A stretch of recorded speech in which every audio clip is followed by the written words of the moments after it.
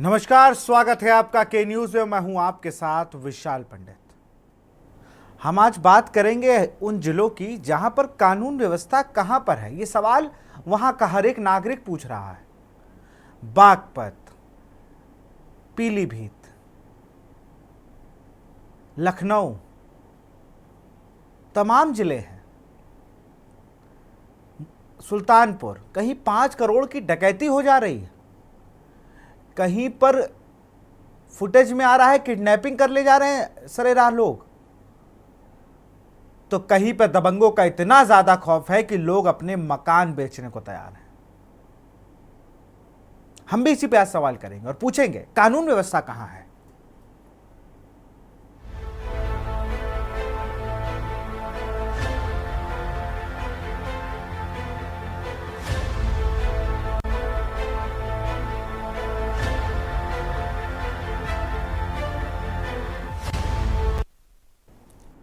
सबसे पहले आपको बरेली की खबर बता देते हैं। नाबालिग लड़की से दुष्कर्म की वारदात हुई। दुष्कर्म से आहत नाबालिग ने खुद को आग लगा ली। परिजनों का दावा है कि डीजल डालकर खुद को उसने आग लगाई। मेडिकल कॉलेज ले जाते समय नाबालिग की मौत हो गई। घर में परिजनों के ना होने पर नाबालिग ने दुष्कर्म हुआ था और नाबालिग को खेत में ले जाकर दुष्कर्म किया गया। परिजनों के लौटने पर युवती ने बताई थी पूरी आप बीती। दुष्कर्म के वारदात से ये कदम उसने उठाया। पुलिस ने शव को पोस्टमार्टम के लिए भेज दिया। मामला दर्ज कर जांच में जुट गई है पुलिस। भोजीपुरा थाना क्षेत्र के समरसपुर गांव का ये पूरा मामला है। सुल्तानपुर की तस्वीरें एक बार आप। 28 की मध्य रात्रि में ग्राम भूर समरसपुर से थाना भोजीपुरा पर एक व्यक्ति ने आकर लिखित सूचना दी कि दिनांक 26/8/24 को जब वो गांव से बाहर था, दिन में लगभग 12 बजे उसकी नाबालिग पुत्री के साथ पड़ोस के ही एक नाबालिग लड़के ने अपने एक अन्य नाबालिग साथी के साथ घर के पीछे गन्ने के खेत में ले जाकर गलत काम करते हुए उसकी बड़ी पुत्री ने देख लिया तथा अगले दिन जब वो घर वापस आया तो उसको भी अवगत कराया।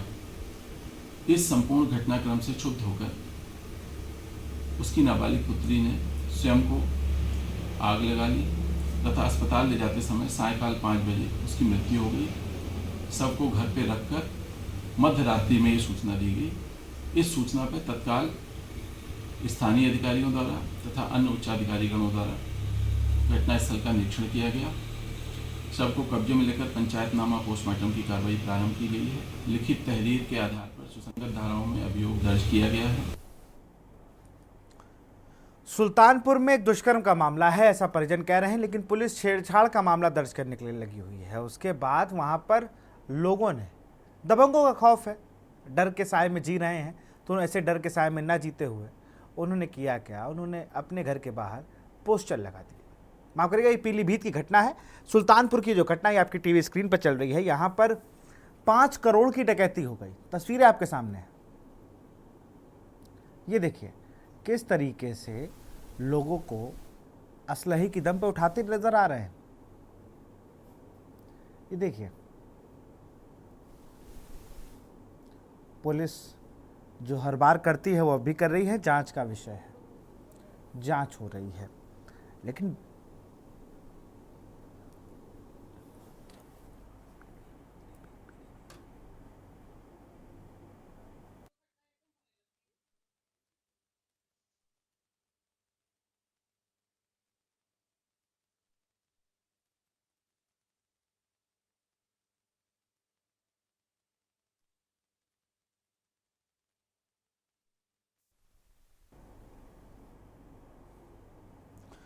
और अब जरा तस्वीर पीलीभीत की भी देख लें।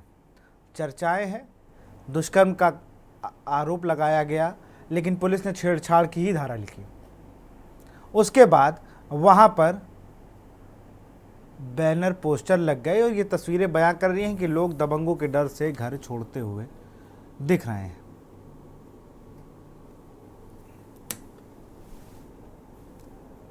ये तस्वीरें है, ये देखिए, दबंगों से परेशान होकर हम सब यह गांव छोड़ रहे हैं, यह मकान बिकाऊ है। लोग दवाई डाल रहे हैं, हमारे घर से लड़की उठा ले गए हैं और यहाँ से घर से भगा ले गए। उनने कोई थाने से कार्रवाई हमारी नहीं की है। उसने 3.5 लाख रुपए भर दिए हैं। पहले हमें देते रहे फैसले में, हमने फैसला नहीं करो तो उनने कि तुम नहीं करोगी फैसला तो हम उतने रुपए थाने में दे देंगे, और वो कुछ नहीं होगा थाने से हमारा। इसलिए हम अपने गांव छोड़े जा रहे हैं, आत्महत्या कर लेंगे जाके। इसकी कहीं शिकायत की है? शिकायत हमने ऊपर तक पहुंच गए, हम हमारी कहीं से कोई कार्रवाई हुई नहीं है। यहाँ से उठा के यहाँ ये जो महिला बात कर रही है तो इनका साफ कहना है कि हम आत्महत्या कर लेंगे, कोई सुनवाई नहीं हो रही है। लखनऊ में छेड़छाड़ के करने वाले शोधे इतने ज़्यादा अपने आप को मजबूत समझ रहे हैं कि वो ये FIR देख लीजिए, उन पर नामजद FIR हुई है। पहले तो महिला को छेड़ा, फिर अपनी स्कूटी से टक्कर भी उन पर मार दी।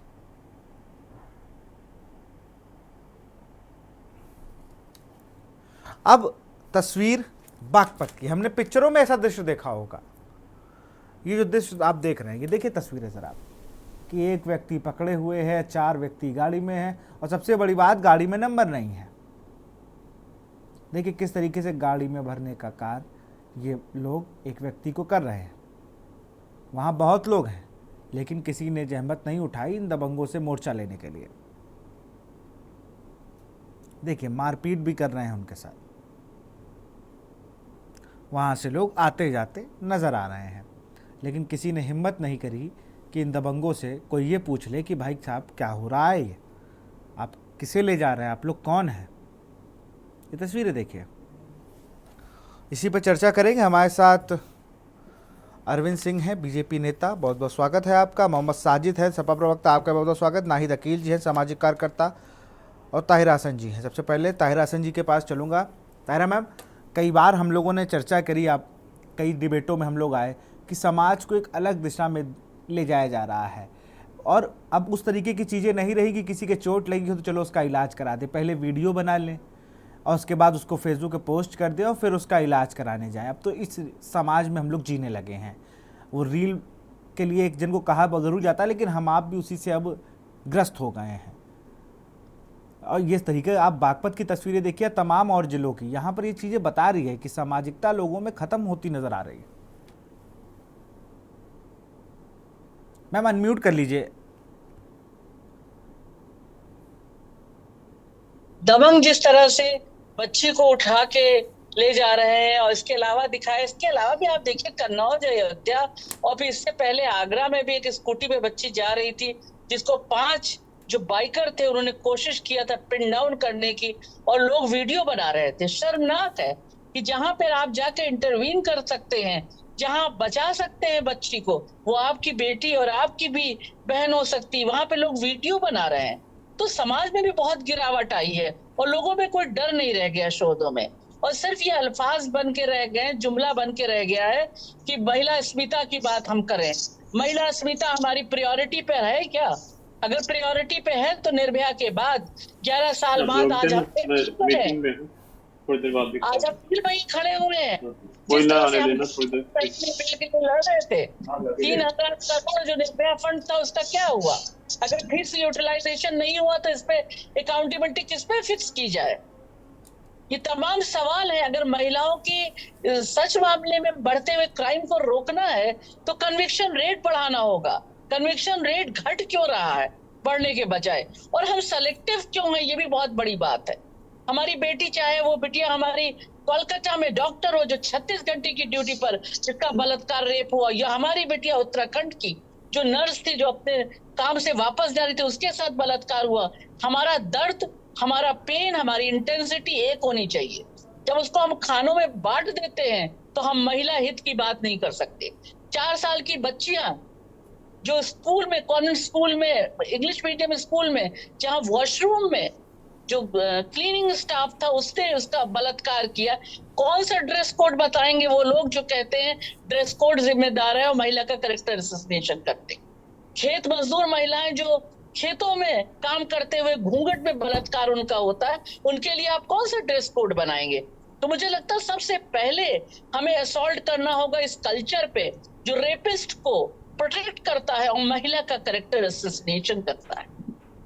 महिला अस्मिता प्रायोरिटी पर मुझे है तो कि लगता नहीं, है ये जिस सवाल तरीके फिर का से माहौल उठा मैम रही चल हूँ। रहा है बहुत ना अहम मैम, सवाल। मैम आपको हाथरस के टाइम में भी ये सवाल जगह जगह से क्वेश्चन उठते थे कि ऐसी बिटियां तो के खेत में पाई जाती है, अरहर के खेत में पाई जाती है, वो चाहे नेता हो या कोई हो। ऐसे लोगों के खिलाफ जब तक एक कड़ा एक्शन नहीं लिया जाएगा, महिलाओं पे बढ़ती हिंसा नहीं रुकेगी। रोज हिंसा बढ़ रही है, हम डिबेट करते हैं, ये दुखद है, एटलीस्ट मेरे लिए तो बहुत दुखद है, अंदर तक हमारे लिए मुझे तो कहते हिला हैं दे मैम, हम लोग को ऐसे कि हम मुद्दे, सिर्फ डिबेट कर पाते हैं इस पे। हम लोग को उम्मीद नहीं होती है कि रोज हम आएंगे, हम पेपरों में पढ़ेंगे कि आज भारत ने ये कर दिया, भारत ने वो कर दिया। जब तक ये आस्तीन के सांप नहीं मारे जाएंगे तो हम कितनी भी तरक्की कर ले, हम लोग को क्या फायदा मिलेगा।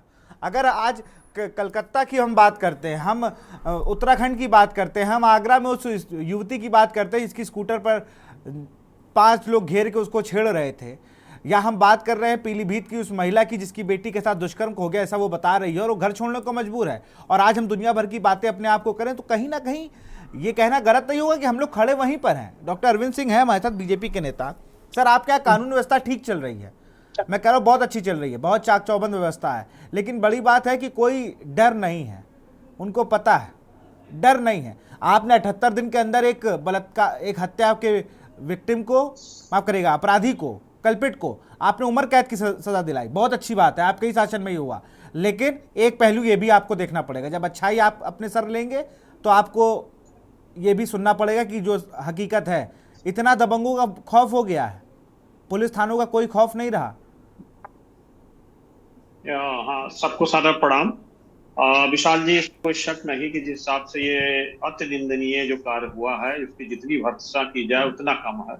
लेकिन हमारे जैसा जो संज्ञान में आता है सरकार के, सरकार तत्परता से उस पर एक्शन लेती है और उस अपराधी को अधिकतम जो दंड हो सकता है वो देने में कोई देरी नहीं करती। लेकिन ये जो अपराधी, जो अराजक तत्व है, इतना प्रयास सरकार पॉजिटिव करती रही, सकारात्मक करती है, वो चाहे कुछ सामाजिक लोगों के माध्यम से जैसे सूचना मिलती है, या आपके माध्यम से, या अन्य कौन स्रोत है जो भी माध्यम के, जैसे उनको अपने लोगों को जानकारी मिलती है सरकार को, सरकार तुरंत एक्शन में आती है। लेकिन इनकी जो प्रवृत्ति है, पता नहीं कहां से इतनी उल्टी सीधी सोच, और नेट के माध्यम से या जैसा भी नया नया तौर तरीका जो अपना करके ये जो घटना घटित करते हैं, इस पे हमारे हिसाब से अगर पूछा जाए तो धीरे धीरे करके, जब तक इनकी प्रवृत्ति हम नहीं बदलेंगे, जब तक हम इनके दिमाग के अंदर जो तम गुण है उसको हटा के सत्य गुण की जो प्रतिशत बढ़ाएंगे नहीं, तब तक ये मुझे लगता है कि हम पूरे देश को, बात हम अपने प्रदेश की नहीं कर रहे हैं, हम पूरे मानव जात की कर रहे हैं।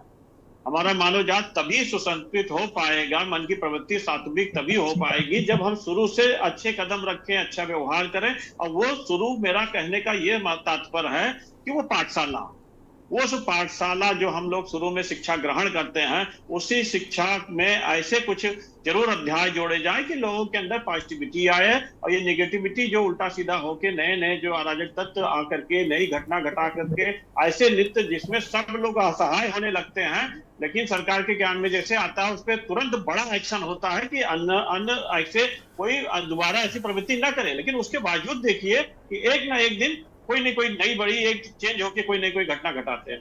तो मैं पूरी उम्मीद करता हूं जो ये हमारे यहाँ, चाहे लखनऊ का मामला हो, बरेली का, पीलीभीत, सुल्तानपुर, जो भी घटनाएं घटी हैं, वो सरकार उस पर एक्शन ले रही है और कड़ा एक्शन ले रही है। हमारी योगी सरकार पूरे प्रदेश में इतना अच्छा शासन चला रही है, पूरे देश में एक सुशासन के लिए रोल मॉडल है। उसके बावजूद सोच लो कि ऐसी घटनाएं घटती है, तो इनकी प्रवृत्ति ही ऐसी है कि जब तक कुछ बड़ा प्रहार है, शुरुआती दौर से ही प्रवृत्ति कैसे होगा सर, यही तो सवाल है, कैसे होगा बड़ा प्रहार? वो मैंने बताया का इंतजार कर रहे हैं, शुरू किया जाए, कुछ प्रवृत्ति सत्गुण पैदा करने की कोशिश किया जाए। बाकी जो हो रहा है उस पर तो तुरंत दंड दिया जा रहा है। बिल्कुल, मुझे उम्मीद है कि इन दबंगों को बताया जाए कि दबंग नहीं हो भैया, आप समय का इंतजार नहीं कर रहे हो। अगर ये लोग गांव छोड़ने को मजबूर है तो आप भी अपना घर छोड़ने को मजबूर हो जाएंगे, ऐसा एक्शन लिया जाए ना। ये जरूर बुलडोजर भाग भी रहे हैं। नहीं, भागना पड़ेगा ही भाई, ये देश संविधान से ही चलेगा। देखिए, और संवैधानिक तौर पर अगर इनकी सुनवाई नहीं हो रही है तो बहुत बड़ा विषय है। हम रोज ताहिरा मैम को फोन करें और कभी अच्छे मुद्दों के लिए कि मैम आज समाज में ये हो रहा है, इस पे आज मैं चाहूंगा कि आज आप बैठें, लेकिन ताहिरा जी इस बात की गवाह है कि जब भी इनके पास फोन गया है उस हर बार मैम एक बच्ची से रेप, मैम अपहरण हो गया, ताहिरा जी इस बात की गवाह है, उनसे लगातार इन चीज़ों पर फोन हो रहा है। उनको गेस्ट वो खुद कहती हैं कुछ और मुद्दे नहीं है, सवाल होते हैं सामने से। तमाम चीजें अरविंद सिंह जी, मैं आऊंगा आपके पास, उससे पहले साजिद जी के पास चलूंगा, सभा प्रवक्ता साजिद जी बताइए।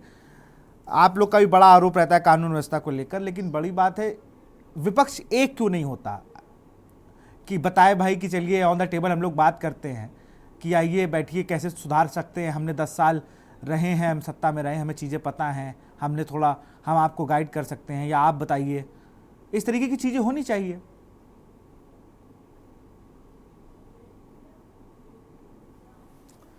साजिद जी आप हमें सुन पा रहे हैं? मैं आपकी बात को सुन पा रहा हूँ जी, आपकी आवाज़ हम तक आ रही है।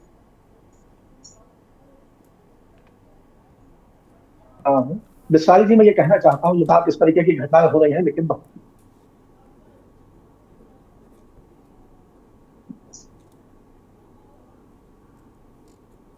इस सरकार जो है वो अपने हरदम वाला मामला है जो आपकी आवाज ब्रेक हो रही है साजिद भाई। साजिद भाई आपकी आवाज हुआ है, छात्रा के साथ कई मामला हुआ है, अभी 2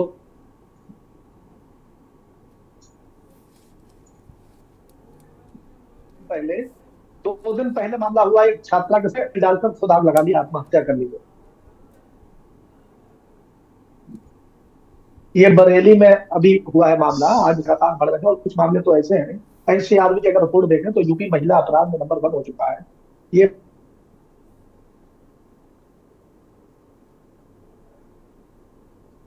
बात पता नहीं कहां से जो है वो डाटा है कि लगातार यूपी में महिला अपराध बढ़ रहे हैं। और सबसे बड़ी बात है कि यहाँ जो पीड़ित लोग थाने और चौकियों में गए हैं, जो लोग अपनी समस्या बताने गए हैं कि हमारे साथ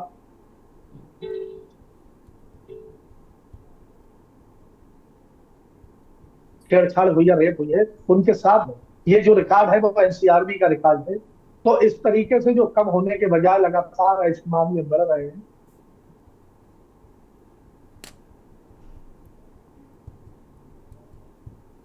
आपकी आवाज हम तक नहीं आ पा रही है साजिद भाई, एक बार फिर से। इसके लिए बाकायदा एक अभियान चलाने की जरूरत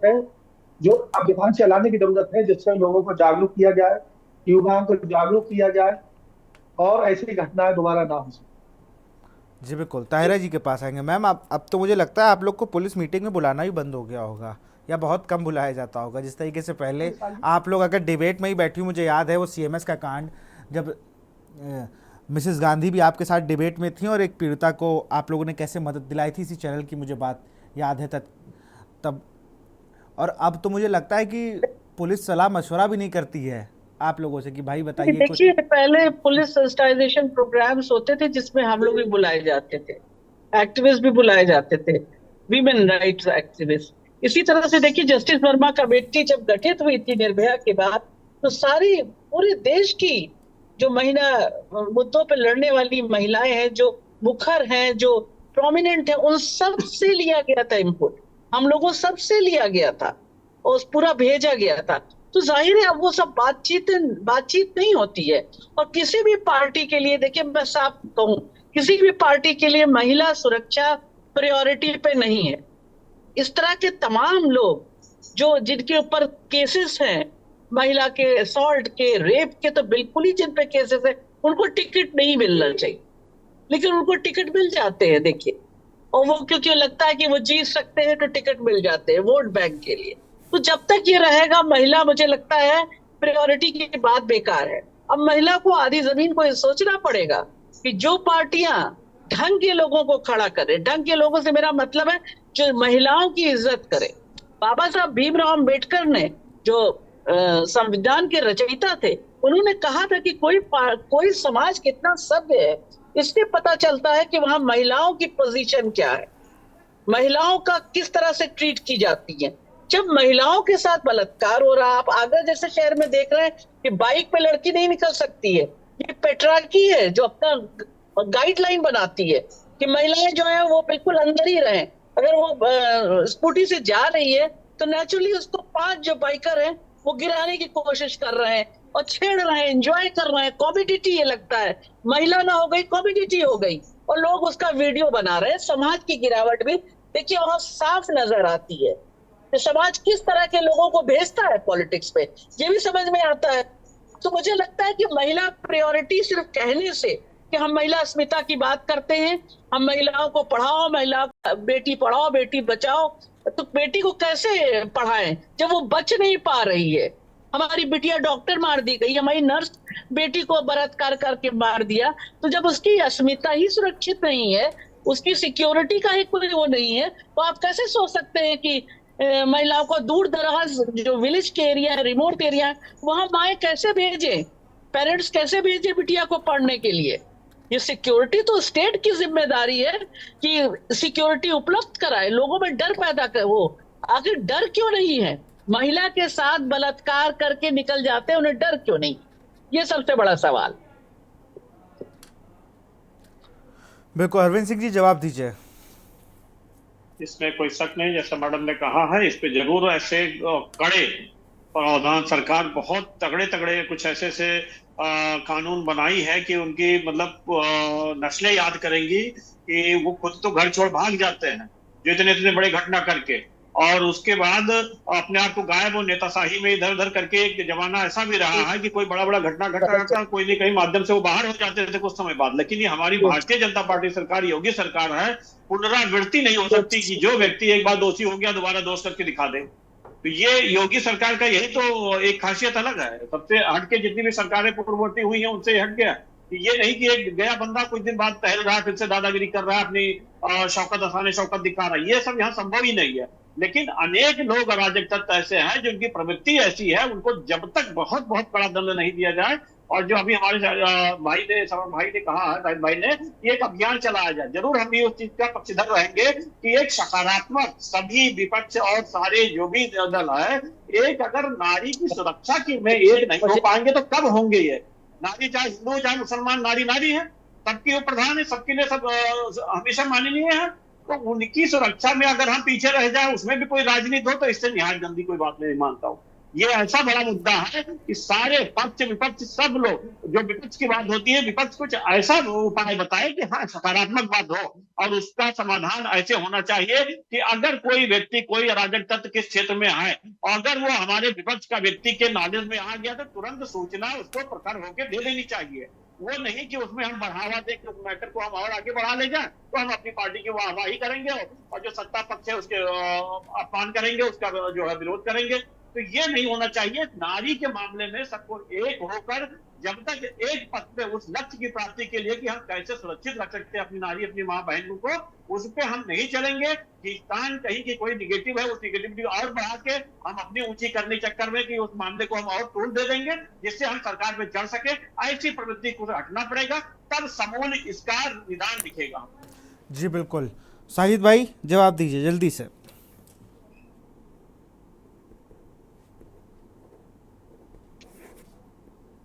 देखिए, बहुत अच्छी बात कही, लेकिन इनको प्लान बनाने की जरूरत है। जिस तरीके से भारतीय जनता पार्टी मामलों में सियासी रंग देती है और जिस तरीके से गलत तरीके से कार्रवाई कर रही है, उसका भी कारण है कि कहीं ना कहीं जो सही आरोपी है, जो अपराधी है, वो बच रहे हैं और दूसरे लोग निर्दोष फंस रहे हैं। और जो महिलाओं के मामले में भी इतने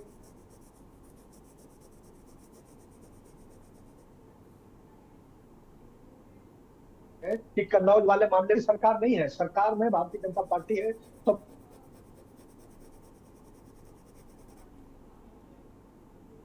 भारतीय जनता पार्टी की कानून व्यवस्था होनी चाहिए। 2-2 महीने में उसकी बच्ची को उठा के ले गए और बच्ची के साथ रेप किया। बताइए पीड़ित परिवार कितनी बार जाके थाने में दरखास्त लगाएगा, कितनी बार कहेगा कि 2 महीने बाद FIR हो रही है। इसी तरीके से चाहे शाहजहांपुर का मामला हो, आगरा का मामला हो, इससे पहले जो है वो मैंने बरेली का मामला बताया था, लखनऊ का मामला, तो एक मामला नहीं है। सरकार जो है वो कहीं ना कहीं महिला अपराध के मामले में गंभीर नहीं है, इसीलिए उनकी पुलिस जो है वो नहीं सुन रही है। और पुलिस पर क्या आलम है, ये तो आज पीलीभीत की विधानसभा है बीसलपुर, उसके विधायक हैं विवेक वर्मा जी, उनके पिता है रामशरण वर्मा, भाजपा के पूर्व मंत्री। उन्होंने तो बहुत कुछ बोल दिया, लगाया भी नहीं मुख्यमंत्री जी। बिल्कुल बिल्कुल कि कितना भ्रष्टाचार बढ़ गया है महिलाओं के मामले में, सरकार कहीं कुछ नहीं। उन्होंने कहा है कि मायावती जी से भी ज्यादा भ्रष्ट सरकार है और पूरी तरीके से सरकार फ्लॉप हो गई है। तो ये अभी इससे पहले भी भारतीय जनता पार्टी के तमाम मंत्रियों और विधायकों के ये आरोप लगे थे और आज फिर आरोप लगे हैं। तो कहीं ना कहीं अगर ये बात विपक्ष कहता है तो उसको सियासी रंग देने की कोशिश की जाती है, लेकिन ये बात सही है कि सरकार हर मोर्चे पर विफल है, चाहे महिला अपराध हो, चाहे महंगाई हो, चाहे युवाओं में बेरोजगारी हो। केवल एक मामले में सफल है कि ये ध्रुवीकरण की राजनीति के लिए भाई से। चलिए बिल्कुल, बहुत बहुत शुक्रिया साजिद भाई आपका, अरविंद सिंह जी आपका, तारे मैम आपका भी बहुत बहुत शुक्रिया। आज हम बात कर रहे थे लगातार जो जिलों में कानून व्यवस्था गायब सी नज़र आ रही है, बागपत हो, सीतापुर हो, फर्रुखाबाद हो, पीलीभीत हो, सुल्तानपुर हो, यहाँ पर जिस तरीके से दबंगों के लुटेरों के हौसले बुलंद हैं, वो कहीं ना कहीं दर्शा रहा है कि इन जिलों में कानून व्यवस्था को लेकर कोई ठोस कदम उठाने होंगे। फिलहाल इस कार्यक्रम में तय देखते हैं, न्यूज़ इंडिया, नमस्कार।